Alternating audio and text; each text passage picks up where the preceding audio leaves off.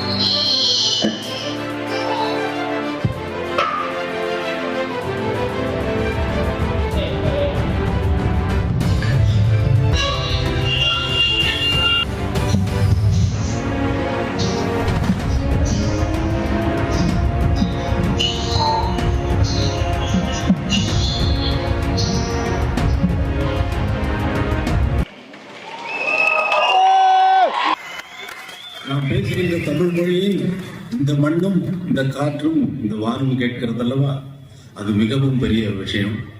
நீங்கள் அனைவரும் விடுகின்ற மூச்சு, நான் விடுகின்ற மூச்சு, மூச்சோடு மூச்சாக கலந்து எல்லோரும் ஒரே மூச்சை தான் சுவாசிக்கிறோம்.